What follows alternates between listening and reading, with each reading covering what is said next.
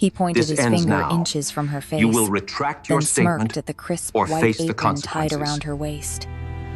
To Richard Sterling, the waitress holding his wine bottle wasn't human. She was beneath him, a servant, a prop, a punchline waiting to happen. He thought that by switching to Korean, he could weaponize words she'd never understand. He thought his cruelty was invisible. He thought he was untouchable. He was wrong. What Richard didn't know was that the woman gripping that bottle had spent 3 years teaching English in the heart of Seoul. And what he really didn't know was that the man sitting in the corner booth with a clear view of his table, the silent figure cloaked in shadows, watching his every move with the patience of a predator, was the very person Richard had been desperately trying to impress for months. The Dragon of Seoul, the silent owner of the empire Richard wanted to join, the head of the Jiandal. This is the story of how a bully's arrogance became his ruin, and how one quiet word in Korean changed everything. It was a rainy Tuesday night at the Obsidian, the kind of exclusive supper club where reservations were measured in favors, not money. The chandeliers cast amber shadows across mahogany walls. The dining room was arranged with care-intimate two-tops along the windows, larger tables in the center for those who wanted to be seen, and private booths along the back wall for those who preferred shadows. Rain drummed against the tall windows. The air smelled of aged wine and old power. Kim Wilson's feet were screaming. Her sensible black shoes had been squeezing her toes for the past 6 hours. She adjusted her black-collared shirt beneath the white apron, mentally tallying the night's tips against her overdue student loan bill. $73. Not enough. Never enough. Table 4 is ready for service, her manager hissed as he passed her in the kitchen hallway. And Kim? This one's a VIP. Big spender. Don't mess it up. Kim nodded, squared her shoulders, and pushed through the swinging doors into the dining room. Her smile was professional, practiced, empty. She'd worn it so many times it no longer required effort. Table 4 sat in the center of the room, a round table draped in white linen, 2 glasses of deep red wine already poured. Seated there was Richard Sterling, a man whose light gray suit practically glowed under the chandelier. His hair was slicked back with too much product. His grin was wide, wolfish, designed to dominate. Across from him sat a woman in a sequined dress, who looked bored but obligated to stay. Kim approached with her notepad ready. "Good evening. Are we ready to—" "Finally," Richard interrupted, not even looking at her. He swirled his wine glass dramatically and glanced at his date. Service here used to be faster. Guest standards are slipping. His date offered an uncomfortable smile. Kim's fingers tightened around her pen, but she kept her face neutral. "My apologies, sir. How may I assist you this evening?" That's when Richard looked at her, really looked at her. His eyes dragged over her apron, her shirt, her pulled-back hair. Then he leaned back in his chair, smirking like a man who'd just discovered a new toy. And then he spoke, in Korean. Richard had checked he'd asked the hostess earlier if any staff spoke Korean. She'd told him no. What she didn't know was that Kim had been hired just 3 weeks ago, after the previous server left. "Irohoge myongchonghan yo janun cheweumia." I've never seen a woman this stupid before. His date blinked, confused. Richard laughed, loud and performative, as if he'd just told the funniest joke in the world. He gestured lazily toward Kim. "Bois, gunyangteog deji gatun erol derio wasio. Look, they just brought us some peasant girl." Kim's hand, still clutching her notepad, trembled. Just once. A flicker. Her jaw tightened, but she said nothing. She couldn't. Not if she wanted to keep this job. Not if she wanted to eat next week. But someone else noticed. In the corner booth along the back wall, shrouded in shadow, framed by the golden glow of a table lamp, sat a man who had not moved in 20 minutes. 2 men in dark suits stood near the entrance. So still and professional they blended into the shadows, the kind of security that went unnoticed until needed. His black suit blended into the darkness of the leather booth. His face was sharp, expressionless, carved from stone. His hair was parted with surgical precision, and his eyes, dark, cold, unblinking, were locked on Richard Sterling's table. Yusuk, the Dragon of Soul, the silent owner of the obsidian. The man Richard Sterling had been trying to meet for 6 months, and he had just heard every word. Kim forced her pen to the page, her voice steady despite the storm building inside her chest. "And for your entree tonight, sir?" Richard waved her off dismissively, still grinning at his date. "Ani, nanjinja gungimhe. Eoteoge iroge meong chongan sarameo gohas ulka." No, I'm genuinely curious. How do they even hire someone this dumb? In the corner booth, Yusuk's glass hit the table. Not loudly, just a single, deliberate thud. The sound cut through the restaurant like a blade. Kim's eyes flicked to the booth. For half a second, her gaze met Yusuk's. Dark, intense, lethal, a silent promise that something was about to break. She looked away quickly, heart pounding, and turned her attention back to Richard, who was now laughing even harder, completely oblivious to the executioner sitting across the room with a clear view of his table. Subscribe to see how this unfolds and comment where you're watching from. I'd love to say hello to you just to know how far our story is going. The back hallway of the obsidian smelled like lemon polish and desperation. Kim Wilson stood in front of the staff mirror, tucking a loose strand of hair behind her ear with fingers that wouldn't stop shaking. The fluorescent light above her buzzed like an angry wasp, casting harsh shadows across her face. She reached into her apron pocket and pulled out the envelope. She didn't need to open it. She'd read it 3 times already during her lunch break. Past due. $847. The words were printed in angry red letters, like they were shouting at her.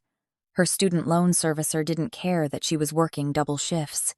They didn't care that she'd skipped breakfast for the 3rd time this week. They just wanted their money. Kim folded the notice and shoved it back into her pocket, then smoothed down her black collared shirt.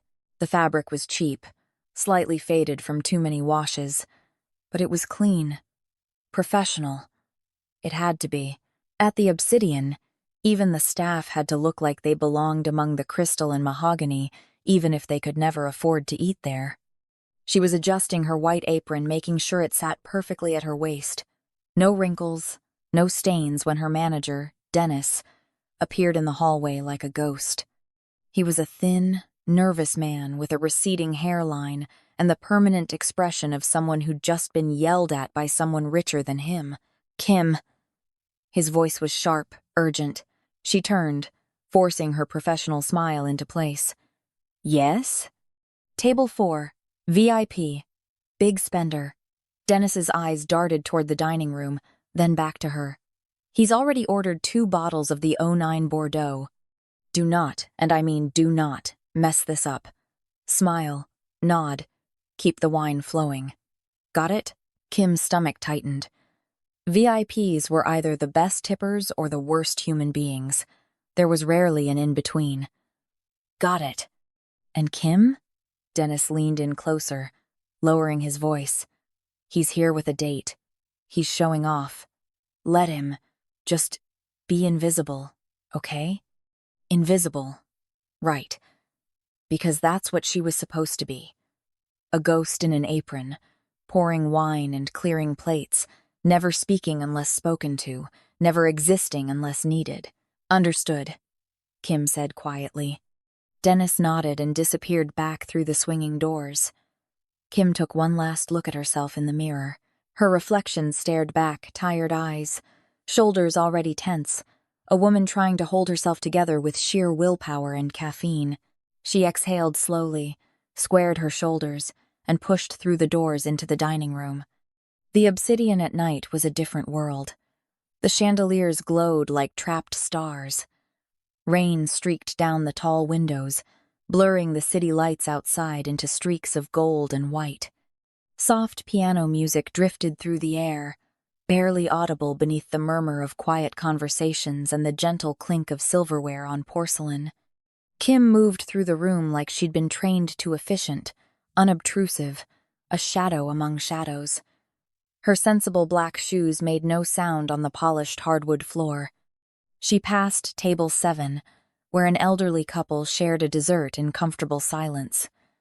Table 9, where a group of businessmen laughed too loudly over whiskey. And then, in the center of the dining room, beneath the largest chandelier, sat table 4, Richard Sterling. Kim recognized the type immediately. New money. The kind of man who wore wealth like a costume, who needed everyone in the room to know he could afford to be there. His light gray suit was expensive but flashy, tailored just a bit too tight to show off his build. His white shirt was crisp, his dark tie perfectly knotted.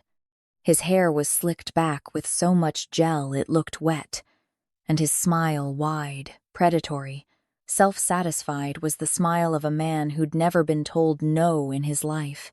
Across from him sat a woman in a sequined black dress.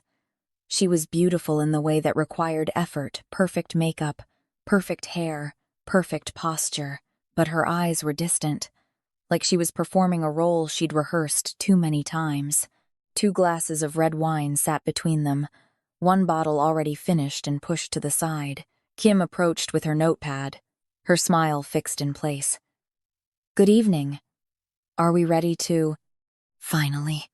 Richard's voice cut through her greeting like a knife. Kim had served them once already, had taken their wine order an hour ago when they'd first arrived. Now she was returning for their entree order, but Richard acted as if she'd kept him waiting for the first time. He didn't look at her. He swirled his wine glass lazily, holding it up to the light as if inspecting it for flaws. Service here used to be faster. Guess standards are slipping. His date shifted uncomfortably but said nothing. Kim's fingers tightened around her pen, but her voice remained steady. "My apologies, sir. How may I assist you this evening?" That's when Richard looked at her. Really looked at her. His eyes dragged slowly from her face down to her apron, her shirt, her shoes. It wasn't the look of someone seeing a person, it was the look of someone appraising an object, judging its worth, finding it lacking. He leaned back in his chair, the corner of his mouth curling into a smirk. Then he turned to his date and switched languages without warning. "Irohoge myongchonghan yojanun cheomia." I've never seen a woman this stupid before. His date blinked, her confusion evident. "What?" Richard laughed loud, performative, designed to draw attention. He gestured toward Kim with his wine glass. "Wah! Gunyang togdeji gatan areol derioaseo." "Look, they just brought us some peasant girl." The Korean flowed from his mouth with the casual arrogance of someone who believed he was speaking a secret code. He thought he was clever, untouchable. He thought no one would understand. Kim's hand trembled. Just once. A slight shake that she forced still by gripping her pen harder. Her jaw tightened, her teeth pressing together so hard it hurt. But she said nothing. She couldn't. Not if she wanted to keep this job. Not if she wanted to pay rent next week. 3 years. She'd spent 3 years teaching English in Seoul. 3 years navigating a language she'd fallen in love with, eating tteokbokki from street vendors, riding the subway through Gangnam at midnight, laughing with her students when they mispronounced refrigerator. She understood every word Richard Sterling had just said. Every single, vile syllable, but he didn't know that. He couldn't know that. So she swallowed the anger rising in her throat and kept her face blank. Professional, invisible. "And for your entree tonight, sir." Her voice was steady, detached. The voice of someone who'd learned to survive by disappearing. Richard waved her off dismissively, still grinning at his date like he'd just told the funniest joke in the world. "Ani, nanjinja gungam-he. Eo teoga iroga meong chonghan, saramail gohas ulka." No. I'm genuinely curious. How do they even hire someone this dumb? In the corner booth along the back wall sat a man who had not moved in over 20 minutes. Yusuk. The shadows clung to him like they'd been tailored specifically for his frame. His black suit blended seamlessly into the dark leather booth.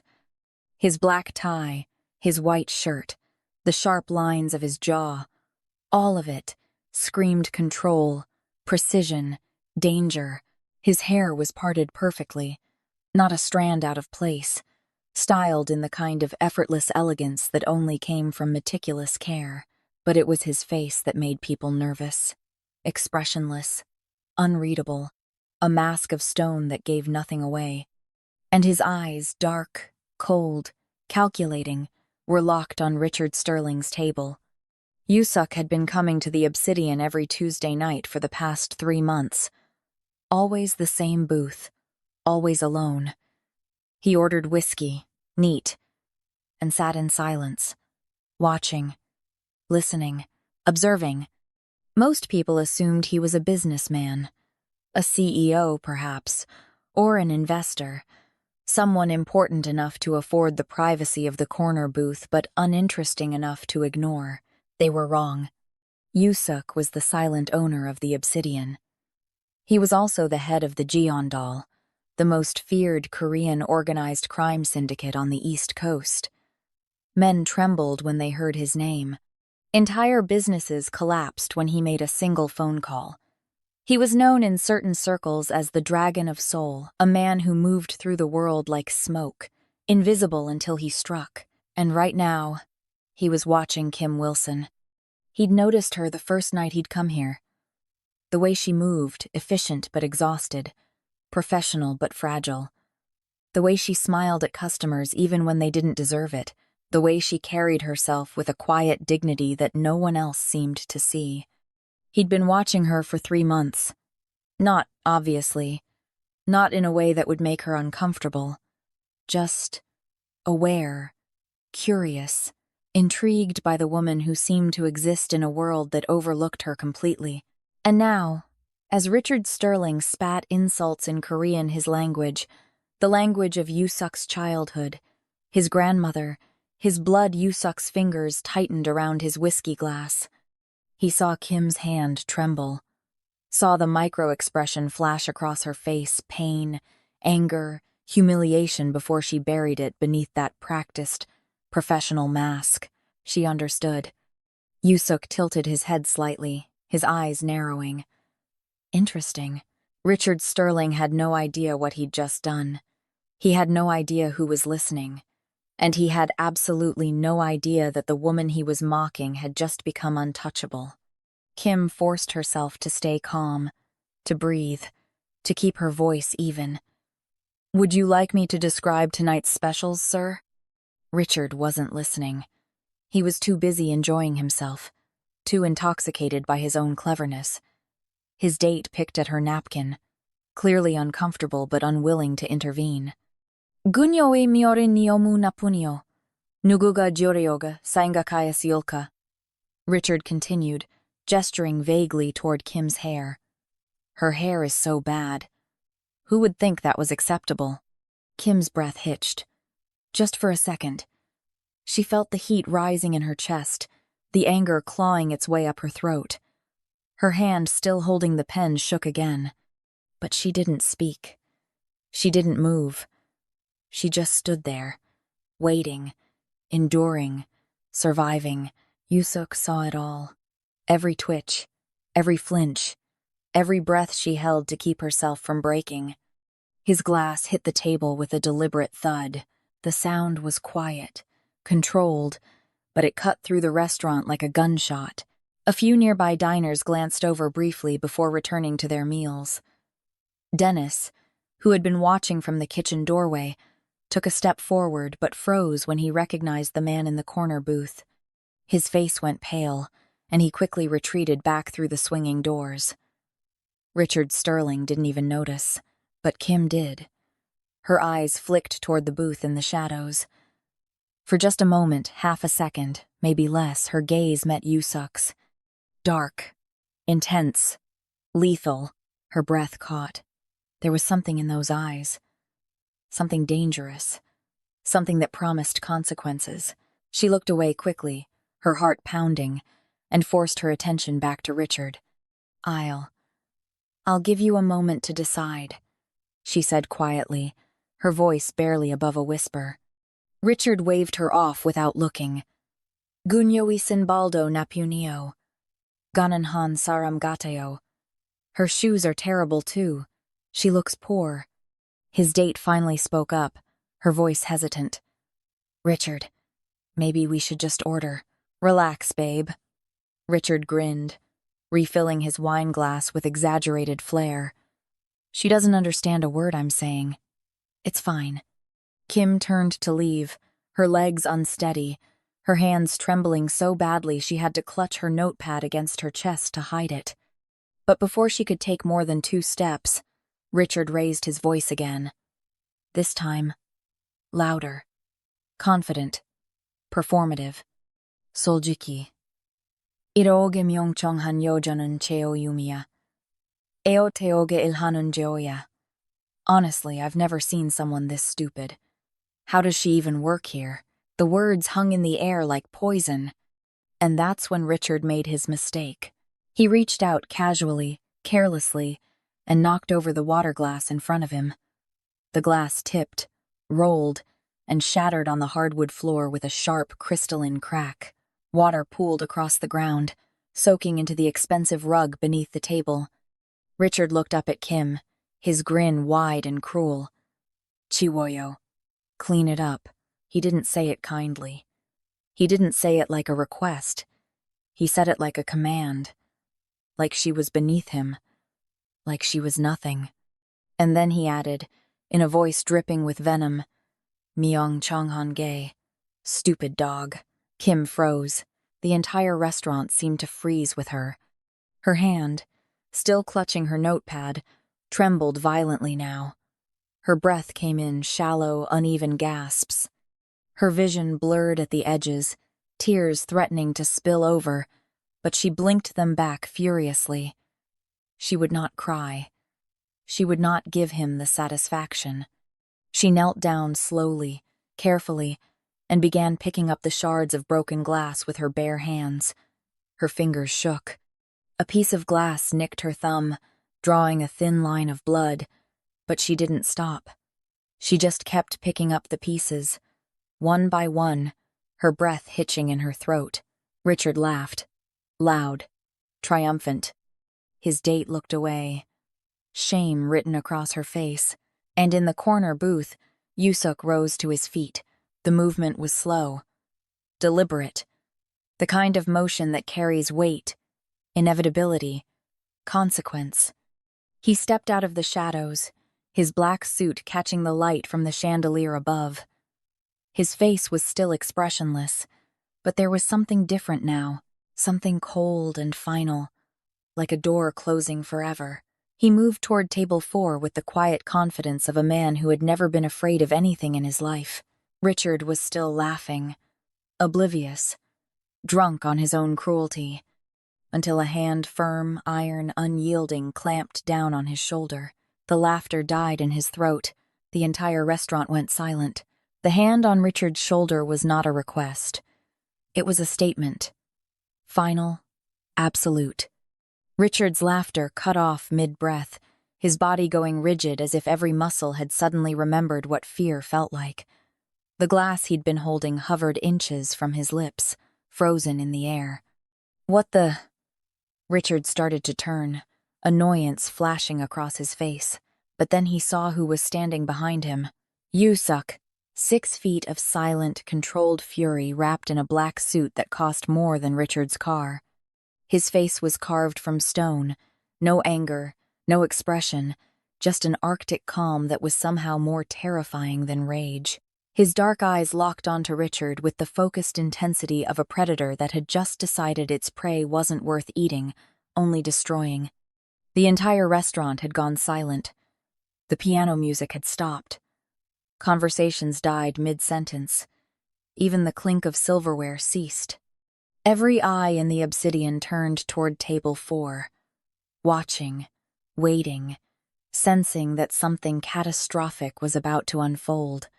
Kim was still on her knees, frozen with a shard of broken glass in her bleeding hand. Her eyes were wide, locked on the man in the black suit who had materialized like a shadow given form. Richard tried to shake off the hand on his shoulder, his confidence returning in a surge of misplaced bravado. "Get your hand off me, buddy. I don't know who you think you are, but—" He didn't get to finish.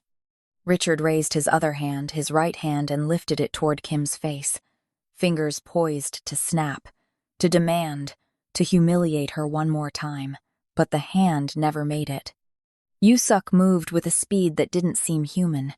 His fingers closed around Richard's wrist mid-air, catching it like a vice. The grip was iron, unbreakable. Richard's face went pale, his mouth opening in a silent gasp of pain as Yusuk applied just enough pressure to make his point without breaking bone. "Yet, I wouldn't do that," Yusuk said quietly. His voice was low, smooth, almost gentle, but beneath it was something else. Something that promised violence if pushed even 1 inch further. Richard tried to pull his wrist free. It didn't budge. His eyes widened, panic beginning to creep into his features. "Let go of me. Let go of me right now, or I'll—" "You'll what?" Yusuk's voice was still quiet, still calm. He released Richard's wrist with a deliberate slowness, as if discarding something distasteful. "Finish your threat. I'm curious." Richard rubbed his wrist, his face flushed with anger and humiliation. His date had gone completely still, her hands folded in her lap, her eyes fixed on the tablecloth as if she could disappear into it. "Do you have any idea who I am?" Richard's voice was louder now, trying to reclaim control of the situation. "I'm Richard Sterling. I close deals worth more than you'll make in a lifetime. I have meetings scheduled with the chairman of K Group next week, or at least, I did have meetings scheduled. And if you think—" "The chairman," Yusuk repeated softly. He didn't smile. He didn't move. He just stood there, towering over Richard like a monument to consequences. Interesting. Richard seemed to take this as encouragement. He straightened his tie, puffing out his chest like a peacock trying to intimidate a tiger. "That's right. The chairman. Yusuk. So unless you want to end up on his bad side, I suggest you—" "Your suit!" Yusuk interrupted, his voice cutting through Richard's bluster like a scalpel. "It's a knockoff." Richard blinked. "What?" "Your suit," Yusuk repeated, his eyes scanning Richard with the clinical detachment of a surgeon identifying a tumor. "It's a poor imitation of a Brioni. The stitching is uneven along the lapel. The buttons are plastic, not horn. The fabric is synthetic blend, not wool. You paid, what, $800 for it? Maybe $1,000? Richard's face went red. "That's how dare you." "Your watch." Yusuk's gaze dropped to Richard's wrist, where a gold watch glinted under the chandelier light. "Rolex Submariner. Or at least, that's what you want people to think. But the crown logo is slightly off-center. The weight is wrong. The second hand doesn't sweep it ticks. You bought it online. Maybe $200. Richard's mouth opened and closed like a fish drowning in air. Yusuk leaned in slightly, his voice dropping to a whisper that somehow carried across the entire silent restaurant. "Your wine. You ordered the 2009 Bordeaux because it was the second most expensive bottle on the menu, but you've been drinking it like fruit juice. No appreciation for the tannins, no respect for the vintage. You don't know wine, you just know price tags." Richard's hands were shaking now, his face a mottled red and white. His date had her hand over her mouth, her eyes wide with secondhand embarrassment. "And your manners," Yusuk continued, his tone never rising, never hardening, remaining perfectly, terrifyingly calm, "are non-existent. You mock a woman who is simply doing her job. You use a language you barely speak to insult someone you perceive as beneath you. You perform cruelty for applause." He paused, letting the words settle like stones. "You are not wealthy. You are not powerful. You are a man playing dress-up, hoping no one notices you don't belong." The silence in the restaurant was deafening. Richard's face had gone from red to white to a sickly gray. He opened his mouth, searching for words, for some way to reclaim his dignity. Yusuk didn't give him the chance. He leaned in close, so close that only Richard could hear, and switched to Korean. His voice was a low, lethal whisper, each syllable dripping with contempt. Nai sonimi mo sol hesio. You have offended my guest. Richard's eyes went wide. The color drained completely from his face. Yusuk straightened, his expression still perfectly neutral, and switched back to English. You wanted to meet the chairman. Congratulations. You just did. For a moment, Richard didn't understand. His brain was too busy short-circuiting, too busy processing the impossible reality unfolding in front of him. Then it hit him. The chairman. Yusuk. The dragon of soul. The man he'd been trying to schmooze, to impress, to manipulate into giving him an investment deal. The man whose restaurant he was sitting in. The man whose language he'd been butchering all night. The man he'd just insulted. Richard's legs gave out. He half collapsed back into his chair, his hands gripping the edge of the table for support. No, wait. I didn't know. You didn't know, Yusuk agreed quietly. And that is precisely the problem. Richard's date grabbed her purse and stood up abruptly, her chair scraping loudly against the floor. I'm leaving, she said, her voice shaking. She didn't look at Richard. She didn't look at anyone. She just turned and walked toward the exit as fast as her heels would carry her. The remaining diners watched her go, then turned their attention back to the unfolding confrontation. Richard had been performing for an audience of one, and now she was gone, but dozens of witnesses remained. Richard barely noticed. He was staring up at Yusuk like a man watching his own execution. Please, I can explain. It was a joke. I didn't mean a joke, Yusuk repeated. His tone was flat, empty. You humiliated a woman, destroyed property, and used my language, to degrade someone under my protection. And you call it a joke. I'll apologize. Richard's voice was climbing toward hysteria now. I'll apologize right now. I'll pay for everything. The glass, the wine, whatever you want. Just please, don't. Yusuk reached into his jacket pocket with slow, deliberate movements. He pulled out a sleek black phone, the kind that didn't have a brand name because it didn't need one. He unlocked it with a single swipe of his thumb. Do you know who I am? Richard had asked earlier, full of arrogance and self-importance. Now, Yusuk was about to answer that question properly. He tapped the screen twice, then held the phone to his ear. The silence in the restaurant stretched impossibly tight, like a wire about to snap. Someone answered on the second ring.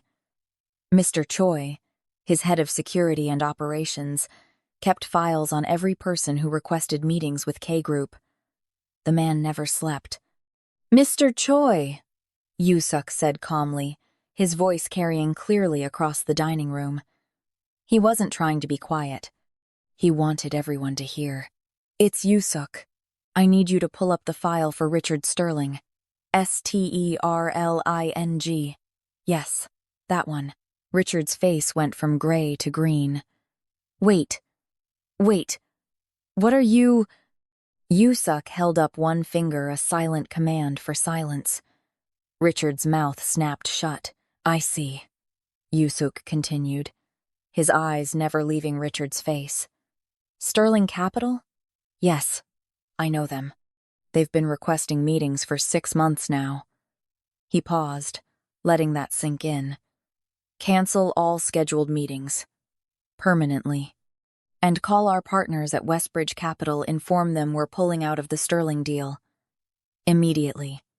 No extensions. No negotiations. Richard made a sound like a wounded animal. No, please. You can't. That deal is worth $40 million. Without K Group backing, Westbridge will pull out entirely. My business, my reputation, everything. Yes, Yusuk said simply. Everything. Please! Richard was begging now, his voice cracking. I'll do anything, anything. Just don't. Yusuk's expression didn't change. He spoke into the phone again. Also, flag his accounts across the network. No further meetings, no refinancing. And make sure his partners at Westbridge Capital are informed of the situation immediately. I'm sure they'll want to reconsider their association. Richard's hands were shaking so badly he knocked over his wine glass. Red liquid spilled across the white tablecloth like blood. You're destroying me, he whispered. No, Yusuk corrected quietly. You destroyed yourself. I'm simply making sure everyone knows. He ended the call with a single tap and slid the phone back into his jacket. Then he looked down at Richard with the same cold, emotionless expression he'd worn since this entire confrontation began. I am Yusuk, he said softly.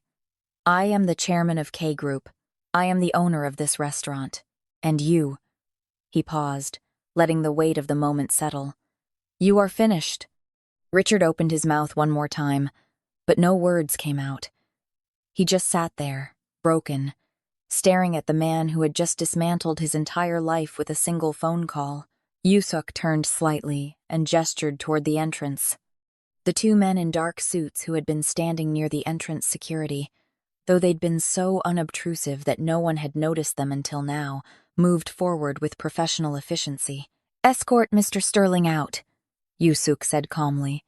He's no longer welcome here. The two men moved with professional efficiency. They didn't grab Richard roughly or make a scene. They simply stood on either side of him, their presence alone enough to communicate that resistance was not an option. Richard stood on shaking legs, his face a mask of devastation and disbelief. He looked around the restaurant at the silent diners, at the staff frozen in place, at the ruins of his reputation scattered across the floor like broken glass. Then he looked at Kim, who was still kneeling on the ground, her hand bleeding, her eyes wide with shock. I'm sorry, he whispered. I'm so sorry. Kim said nothing. She just stared at him, her face unreadable. The security guards led Richard toward the exit.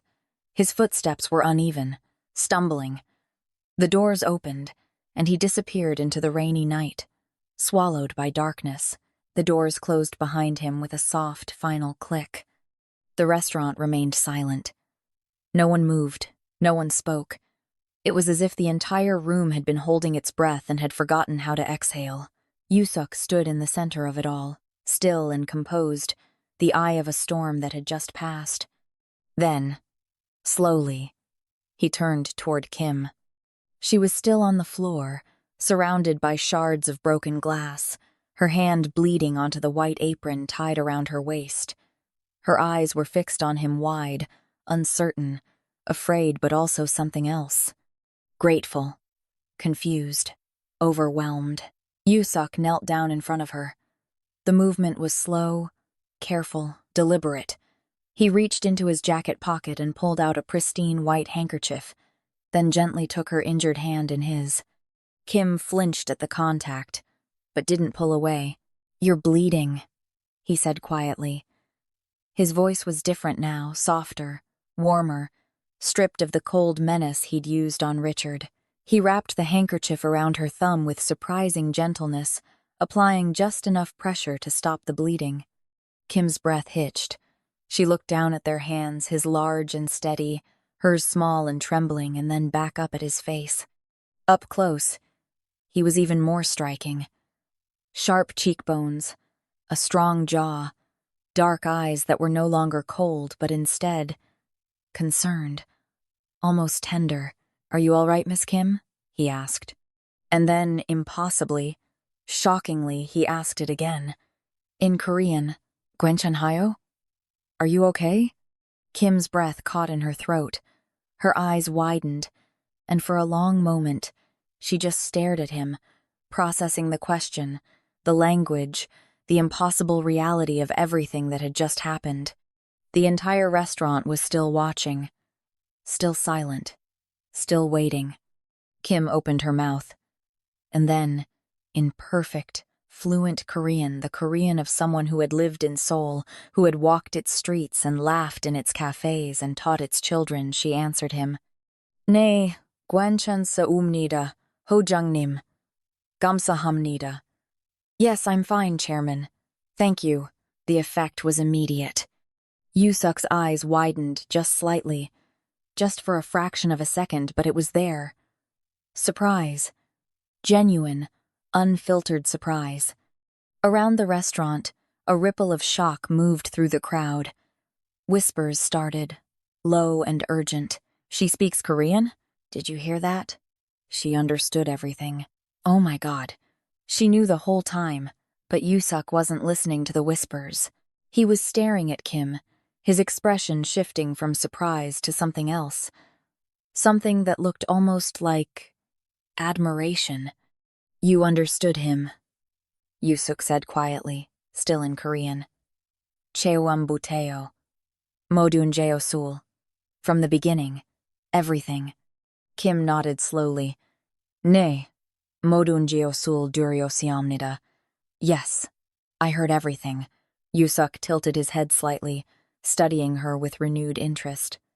Gunde daidafaji anhaseoyo. But you didn't respond. Kim's jaw tightened, her voice barely above a whisper. Jigobi piryohaseoyo. I needed this job. The words hung between them, heavy with meaning. She'd endured the humiliation, the insults, the cruelty not because she didn't understand, but because she couldn't afford to fight back. Because survival mattered more than dignity. Yusuk's expression softened. Ihahabnida. I understand.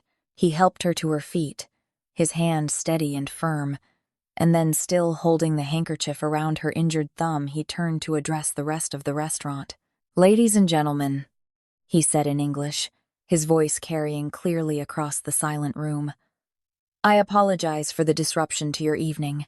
Your meals tonight are complimentary. Please, continue. There was a moment of hesitation, and then slowly the restaurant began to breathe again.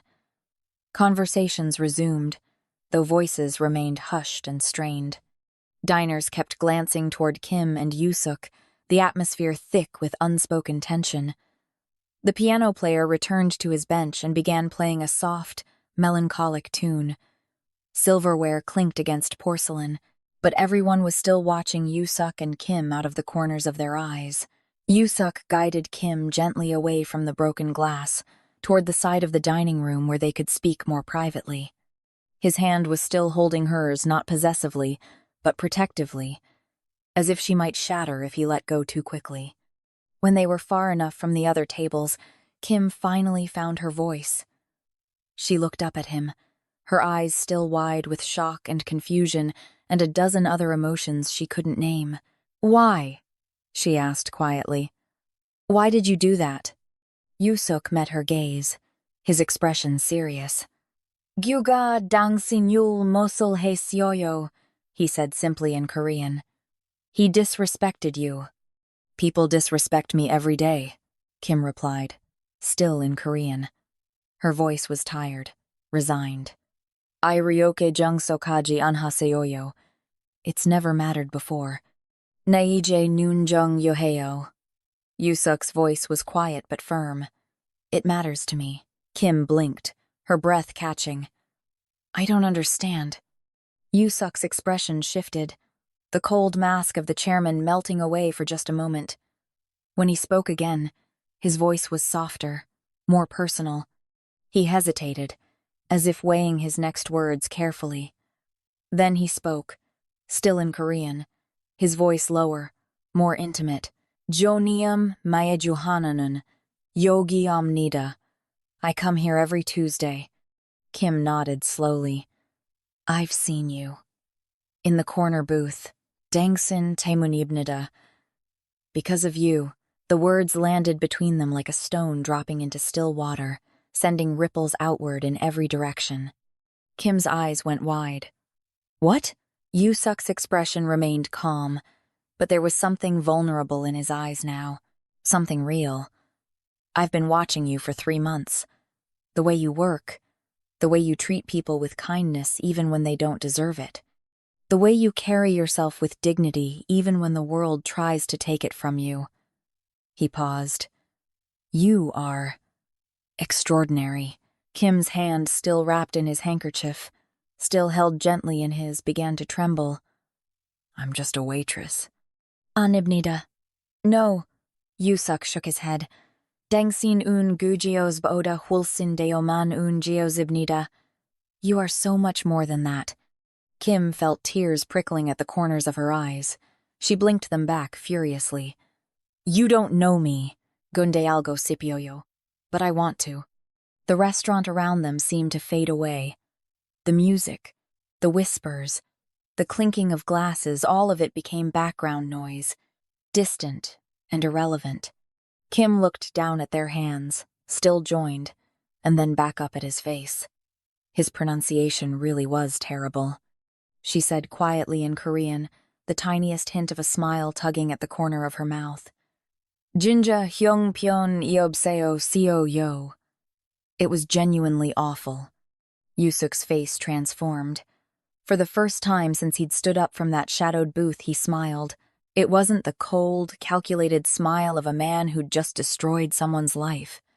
It was genuine, warm, devastating in its sincerity. Junun manhun geosol hyongpyeon iopsio seo seo yo.